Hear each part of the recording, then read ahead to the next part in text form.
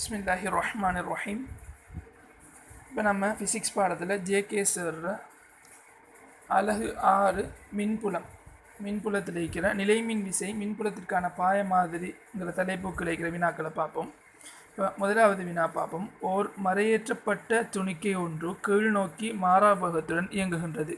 இத்துணிக்கை மின்புலத்திற்குள் புகுந்ததும் அதன் பாதையை சரியாக தருவது என்னது கேட்டிருக்கு. இப்போ நமக்கு தெரியும் இலத்திரனை பொறுத்தவரையில் அது ஒரு மறையேற்றம். இப்போ மறையேற்றம் பெற்ற துணிக்கைகள் எப்போதும் நேரேற்றத்தை நோக்கி போகும். அதேவேளை நேரேற்றம் பெற்ற துணிக்கைகள் மறையேற்றத்தை நோக்கி போகும்.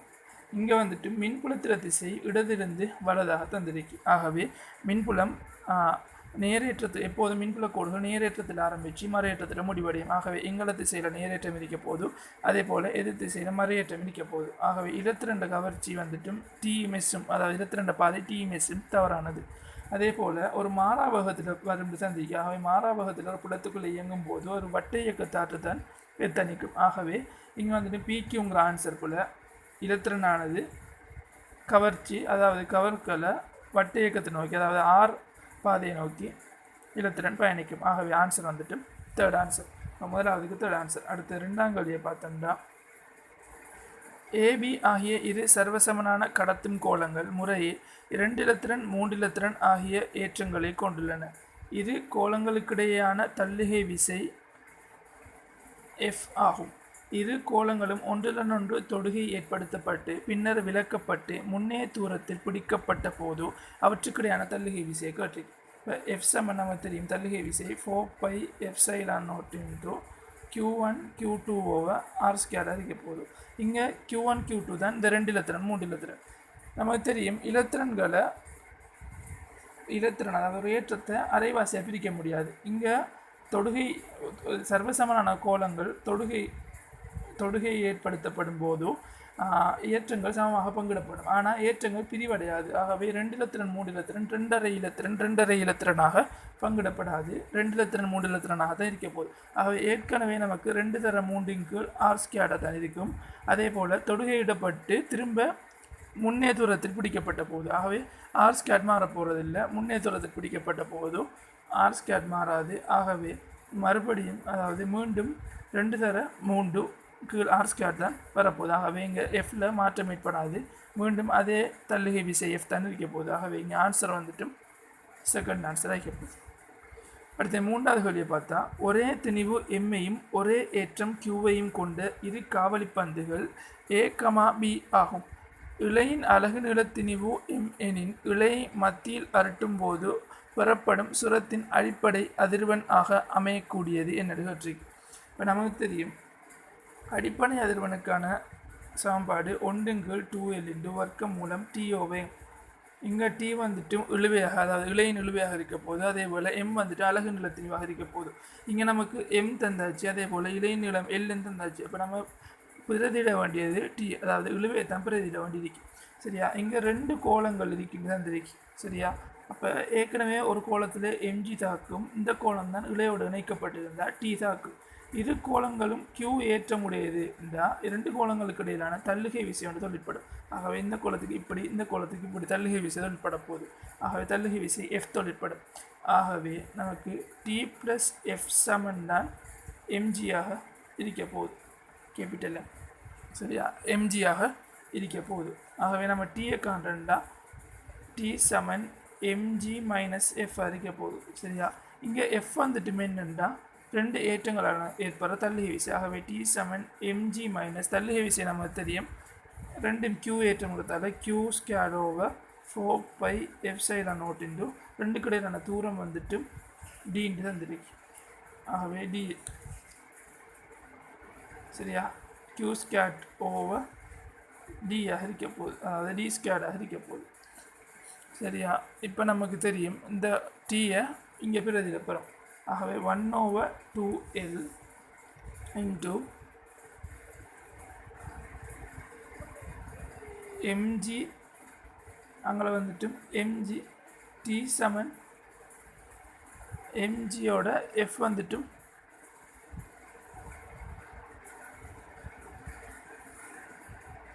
கழிப்பட போகுது. சரியா? MGயோட F வந்துட்டு கழிப்படுற மாதிரி தான் வரப்போகுது. Q²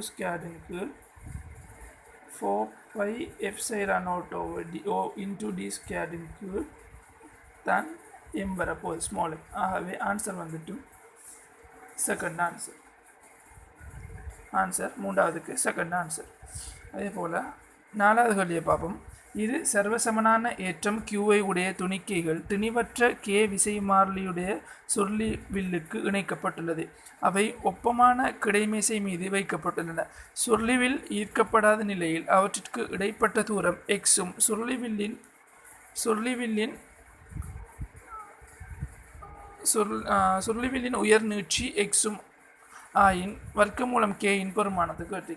இப்போ நமக்கு தெரியும் டி சமன் கேஇ இதான் சுருளிவில்லுக்கான இழுவைக்கான சமன்பாடு. இப்போ நம்ம சுருளிவில்லை பொறுத்த வரைக்கும் தெரியும் சுருளிவில் இணைக்கப்பட்டிருந்தால்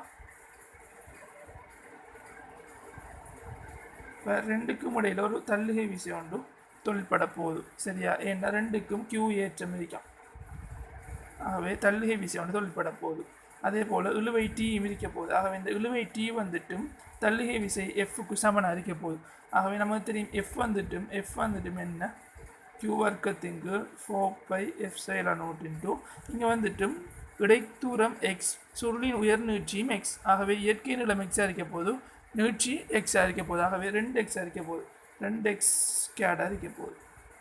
இதான் எஃப் இருக்க போகுது. ஆகவே F வந்துட்டும் Q ஸ்கேடிங்கு 4 pi epsilon naught இங்கே 2x ஸ்கேடுனா 4x ஸ்கேடுன்னு எழுதுறேன் பிரிச்சு 4x ஸ்கேட் இன்ட்டு கே ஈக்கு பதிலாக எக்ஸ் போடுறோம். ஏன்னா உயர் நீட்சி எக்ஸ் சரியா. ஆகவே நமக்கு கே வர்க்கமூலம் கே காணப்படும். ஆகவே கே சமன் கியூ வர்க்கத்தின் கீழ் 4 pi epsilon naught 4x ஸ்கேடாக இருக்க போகுது.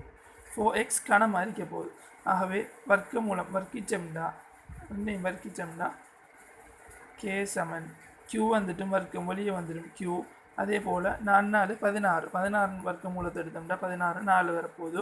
அதே போல் எக்ஸ் கணத்திலிருந்து எக்ஸ் வர்க்கத்தை எடுத்தோம்னா 4x இன்ட்டு 1 கீழ் pi epsilon naught இன்னொரு எக்ஸ் இருக்கு தானே அந்த எக்ஸும் வரப்போகுது. ஆகவே ஆன்சர் வந்துட்டு நாலாவதுக்கு ஃபர்ஸ்ட் ஆன்சர் வரப்போகுது சரியா. அஞ்சாவது கேள்வி பார்த்தோம்னா சிறிதளவு மறையேற்றம் கொண்ட பொன்னிலை மின்காட்டி ஒன்றின் தட்டை நோக்கி மிகையாக நேரேற்றப்பட்ட கோலை படிப்படியாக அண்மையாக கொண்டு வரப்படும் போது பொன்னிலை மின்காட்டியின் இலைகளுக்கு இடையிலான விலகல் கோணம் டீட்டா ஆனது கிடை அச்சு எக்ஸுடன் மாறும் விதம். அது தெரியும் பொன்னிலை மின்காட்டிட டீட்டா வந்துட்டும் அதாவது விலகல் கோணம் வந்துட்டு அடுத்த வேறுபாட்டுக்கு நேர்வீத சமனாக இருக்கும். அதே போல் அருகில் கொண்டு வரும்போது அதாவது ஏற்றப்பட்ட ஒரு கோலை அருகில் கொண்டு வரும்போதோ டீட்டா வந்துட்டும் குறைவடைந்து சென்று ஒரு கட்டத்துக்கு பிறகு பொன்னிலை மின்காட்டிட விலகற்கோணம் அதாவது பொன் இழையிட விலகற்கோணம் அதிகரிச்சுட்டு போகும். ஆகவே ஆன்சர் வந்துட்டு நமக்கு ஃபர்ஸ்ட் ஆன்சர் வரப்போகுது. அதுபோல் ஆறாவது சொல்லியை பார்ப்போம். ஒரு நிலைக்குத்து மின்புலத்தில் ஒரு ஏற்றம் பெற்ற துணிக்கை ஓய்வில் உள்ளது. மின்புலத்தின் திசையை எதிர் திசையாக்கினால் துணிக்கையின் 6 முடுகளை நடுவற்றிக்கு. இப்போ நமக்கு தெரியும் ஒரு நிலைக்குத்து மின்புலத்தில் ஓய்வில் இருக்க இருந்துச்சுன்னா நிலைக்குத்து மின்புலத்தில் கீழ் நோக்கி எம்ஜி தாக்கணும். ஓய்வில் இருக்க இருந்தால் இக்யூ மேலே தாக்கணும் சமப்படுத்துறதுக்கு ஒரு விசை தாக்கணும். ஆக மின்புலம் இ மேல் நோக்கி இருக்க போகுது. இதே மின்புலத்தை நம்ம மாற்றி மின்புலத்தை கீழ் நோக்கி மாற்றினோம்டா ஈயை இப்போ நமக்கு விசை எப்படி தாக்க போதும் எம்ஜியும் கீழே தாக்க போகுது. அதே போல் இக்யூவும் கீழே தாக்க போகுது. இப்போ 6 முடுகள் என்ன கட்டிக்கு. ஆகவே எஃப் சமன் எம்ஏ கீழ் நோக்கி எடுத்தோம்டா இதில் வந்துட்டு இக்யூ ப்ளஸ் எம்ஜி சமன் எம்ஏயாக இருக்க போகுது. நமக்கு தெரியும் இங்கே சமநிலையில் இருக்கின்றா இக்யூவும் எம்ஜியும் ஓய்வில் இருக்கின்றா இக்யூவும் எம்ஜியும் சமன் இருக்க போகுது. ஆகவே எம்ஜி ப்ளஸ் எம்ஜி சமன் எம்ஏன்னு வரப்போகுது. ஆகவே எம்எம்எம் கேன்சல் ஏ சமன் 2Gன்னு வரப்போகுது. ஆகவே ஆன்சர் 2Gயாக இருக்குது. இங்கே வந்துட்டு ஜிக்கு பதிலாக நியமப்பெருமானம் 10 போட்டோம்னா 20 ms-2 இருக்க போகுது. ஆக 6 முடுகள் 20 ms-2 ஃபோர்த் ஆன்சர். அதே போல் வேளாங்கல்லியை பார்ப்போம். இது ஏற்றம் பெற்ற மலைத்துளிகள் அவற்றுக்கிடையே உள்ள நிலைமின் மற்றும் ஈர்ப்பு விசைகளினால் ஓய்வில் உள்ளன. ஒரு மலைத்துளியின் திணிவு எம் எனின் அதன் ஏற்றம் என்று கேட்டு இரு மலைத்துளி ஓய்வில் இருக்கின்றா ஈர்ப்பு விசை உள்நோக்கி தாக்க போது. அதே போல் கியூ ஏற்றம் ரெண்டுக்கு ஒரே ஏற்றம்டா மின்விசை நிலை மின்விசை வெளிநோக்கி தாக்க போகுது. ஆகவே FE இங்கே FG தாக்க போகுதுண்டா நமக்கு தெரியும். FE வந்துட்டு FE சமன் ரெண்டு ஓய்வில் இருக்கின்ற FEயும் FGயும் சமன் ஆகிக்க போகுது. ஆகவே 1/4πε0 இன்ட்டு Q²க்கு இடைத்தூரம் R², அதாவது இடைத்தூரத்தை ஆர்னு எடுத்தோம்னா R². அதே போல் G ரெண்டு முறையை திணி கொண்ட M²க்கு R² வரப்போகுது. R² cancel. Qவை தான் நமக்கு காணப்படும். Q² சமன் GM² இன்ட்டு 4πε0 வரப்போகுது. ஆகவே வர்க்கிச்சம்டா வர்க்கமூலம் எடுத்தோம்டா M வெளியே வரும். அதே போல் 4 வெளியே வந்து 2 ஆகும். ஆகவே 2M சமன் 2N இன்ட்டு G/ε0 இருக்க போகுது. ஆகவே ஆன்சர் வந்துட்டு 7வதுக்கு ஃபஸ்ட் ஆன்சர் வரப்போகுது. அதே போல் 8வது கேள்வியை பார்ப்போம். வெற்றிடத்தில் இரு புள்ளி ஏற்றங்களுக்கு இடையிலான தள்ளிகை விசை 6 நியூட்டன் ஆகும். மின்னுலைய மாறிலி 4 உடைய ஊடகத்தில் முன்னைய தூரத்தில் வைக்கும் போது அவ்வேற்றங்களுக்கு இடையிலான தள்ளிகை விசை நடத்தி. இப்போ வெற்றிடத்தில் F0, அப்போ F0 கேட்கல இரு புள்ளிகளுக்கு ஏற்றங்களுக்கான தள்ளிகை விசை 6 நியூட்டனா. மின்னுலைய மாறிலி 4 உடைய ஊடகத்தில், அப்போ மின்னுலைய மாறிலி 4 உடைய ஊடகம்னா 4 F0 உடைய ஊடகத்தில் வைக்கும்போது அவற்றுக்கு இடையிலான தள்ளுகை விசை நடுகட்டு. ஆகவே நமக்கு தெரியும். இப்போ இங்கே வந்துட்டும் F சமன் 1/4πε0 இன்ட்டு Q² R² தான் நினைக்க போகுது. இங்கே வந்துட்டும் Fக்கும் இந்த மின்னுலை மாறிலி F0க்கும் தொடர்புறாங்க. படிக்க F நேர்வித சமன் 1 F0 எடுத்தோம்னா முதலாவது 6 நியூட்டன் நீக்கக்கல F0 இருக்க போகுது. சரியா?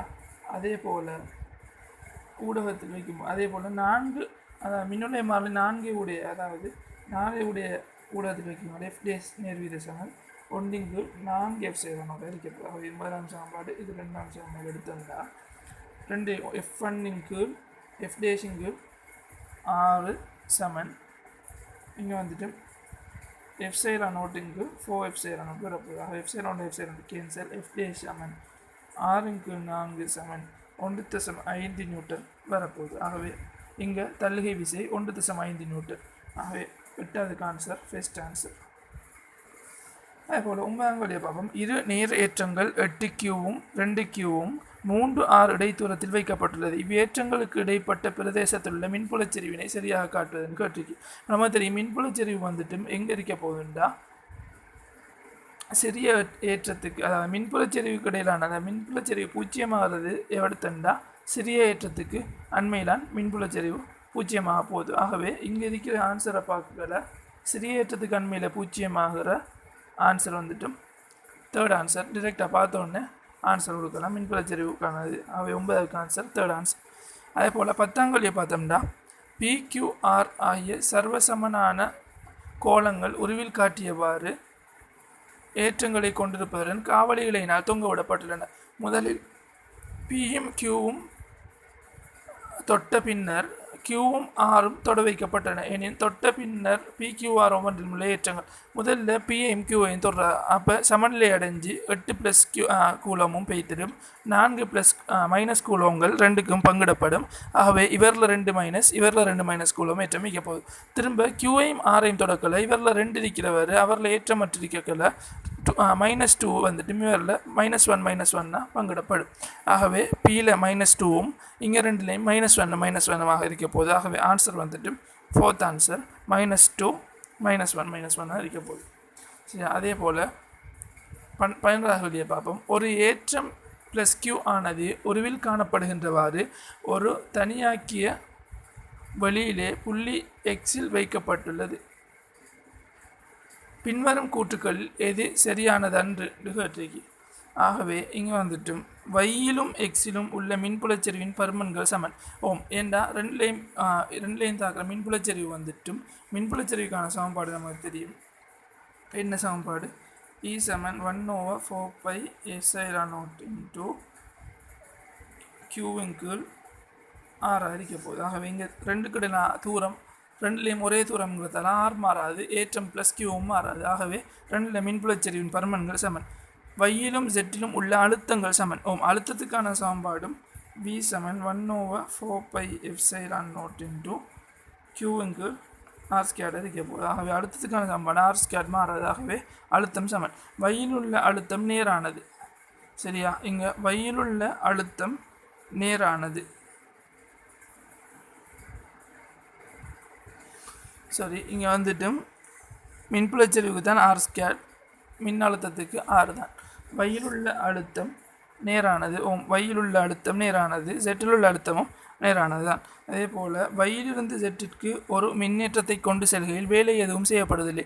ஏன்னா இங்கேயும் ஒரே மின்னழுத்தம், இங்கேயும் ஒரே மின்னழுத்தம், சம மின்னழுத்த மேற்பரப்புகளுக்கு இடையிலே ஏற்றங்கள் அசையும் போது வேலை எதுவும் செய்யப்படாது. ஆகவே 4வது கூற்றும் சரி. அப்போ உண்மையற்றது எதுன்னா ஜெட்டில் உள்ள மின்புலம் ZX வழியே தாக்குகின்றது. இல்லை, ஜெட்டில் உள்ள மின்புலம் ZX வழியே தாக்கல, எக்ஸில் இருந்தால் ஜெட்டை நோக்கி தாக்குது. ஏன்னா மின்புலம் ப்ளஸில் இருந்தால் மைனஸ் நோக்கி போக போகுது. ஆகவே Qலேருந்து ப்ளஸ் Qவில் இருந்தால் அங்கே போக போகுது. ஆகவே வந்துட்டு 5வது ஆன்சர் வரப்போகுது. 11. ஜெட்டில் உள்ள மின்புலம் ZX வழியே தாக்குங்கிறது போல் XZ வழியே தாக்குங்கிறது. சரி, ஆகவே 11க்கும் ஆன்சர் 5வது ஆன்சர்.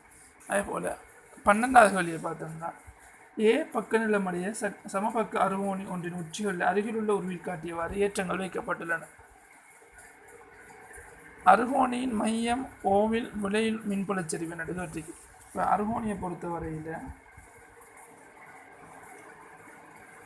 இப்படி இருக்க போனா இந்த ஷேப்பில் அருகோணி இப்படி இந்த அருகோணி இருக்குன்னா மையத்தில் தாக்குறதுன்னா இங்கே வந்துட்டு -Q இருக்கு. அதே போல் இங்கே +Q இருக்கு. அது தெரியும். மின்புலச்சரிவு +Q வந்துட்டும் சரிவு +Qலேருந்து அந்த எதிர்த்து செய்து தாக்க போகுது E. அதே போல் மைனஸ்ன்னா அதை நோக்கி தான் தாக்க போகுது. இங்கேயும் E. நமக்கு தெரியும் மின்புலச்சரிவோட திசைகள் மொத்தம் காவி கூட்டலுக்கு உட்பட்டு மின்புலச்சரிவு ஒரு புள்ளியில் தாக்குற மின்புலச்சரிவு காவி கூட்டலுக்கு விளைவு காவி கூட்டல் அதில் விளைவு தரும் தெரியும். நமக்கு தெரியும் மின்புலச்சரிவுக்கான சமன்பாடு ஈக்கான சமன்பாடு 1/4πε0 இது வந்துட்டு அருகோணியை பொறுத்தவரையில் இந்த பக்கம் ஏன்டா சமபக்கம் முக்கோணி வைக்க போகுது. ஆகவே எல்லா பக்கமும் அதை நீக்க போகுது. சரியா, ஆகவே நமக்கு தெரியும் ஏற்றம் Qங்கு A² இருக்க போகுது. சரியா, இது ஆகவே இந்த 2 ஏம் எடுத்தோம்னா 2/4πε0 Q. அப்போ இந்த 2 சரியா, இவர் 2 சரி. அதே போல் இந்த 2க்கும் அதே தான் வரப்போகுது. ஆனால் இங்கே நம்ம காவி கூட்டல் அடிப்படையில் 2Q/4πε0 ப்ளஸ் இந்த 2 இது வந்துட்டு 60 பாக இருக்க போகுது. ஆகவே கொஸ் 60 அரை தர 2Q/4πε0 ப்ளஸ் அதே போல் இதுவும் கொஸ் 60. ஆகவே அரை தர 2Q/4πε0 இருக்க போகுது. ஆகவே இதை சுருக்கினா 4πε0 2 4 இப்போ எல்லாத்துக்கும் 2 கேன்சல். ஆகவே 4πε0 பொதுவாக எடுத்தோம்னா இங்கே 2Q வரப்போகுது ப்ளஸ் இங்கே வந்துட்டு Q, இங்கேயும் Q வரப்போகுது. ஆகவே 4Q 4 4πε0 வரப்போகுது. ஆகவே 4 கேன்சல். ஆகவே இங்கே Q/πε0 வரப்போகுது. ஆகவே Q/4π இங்கே எல்லாத்துலேயும் A விடுபட்டுட்டு A² விடுபட்டுட்டு அப்போ Q/πε0 A² வரப்போகுது. ஆகவே ஆன்சர் வந்துட்டும்